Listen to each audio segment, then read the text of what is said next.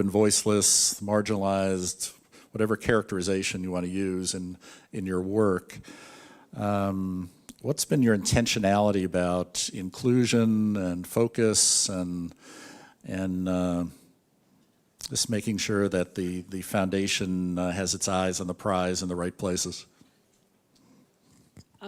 I'll jump in here. So Montana is a very unique state. It's 95% white, 4% Native American, and then the rest is a mixture of folks.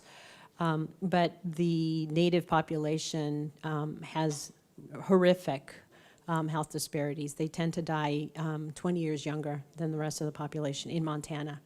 So when you hear about 4 or 5 year health disparity that you see in other urban areas, and then you compare it to what's happening in Montana, it's just crazy. So we have, that's why we intentionally have prioritized American Indians in our work. And when we were looking after 6 months of grant making and looking at our data and realizing that less than 2% of what we were funding was actually touching American Indians and funding American Indian-led organizations, we said we have to do something about this. We have now convened an advisory committee of American Indian leaders from our region that represent both the tribe and the urban areas, because we have a lot of different American Indian representation in our region, not just the one reservation that we have. And we are telling them, you need to work with your community and tell us what it is that would make your community healthy. And then our goal is that they will present that and we will fund that. And part of the work that we were doing yesterday was actually the early beginnings of conversations around what folks in the community, women in particular, at the event yesterday are going to be sharing with us. I think the other thing that we're trying to do is American Indians in Western Montana, there's been sort of this desire to erase them, like they don't exist. And that's another area where we're trying to figure out what role do we play in elevating the disparities, the issues, the communities, that they are a critical part of our fabric in our community, and they haven't had voice. And so our role is to figure out a way to give them that voice. Jen, you want to?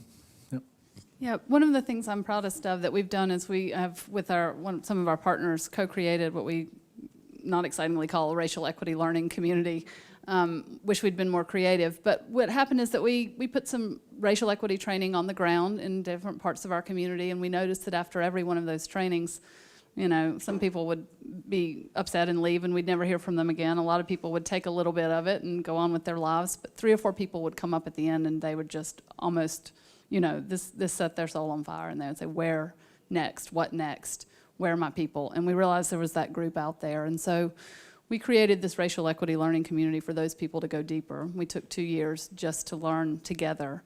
And now that community, that circle, is turning into an action community, an advocacy community. And we're starting new racial equity learning circles and communities among educators, which is where we see the greatest need. And so our board was able to support that, willing to support that, and we're visible in the community in that way, and I think that has helped tremendously.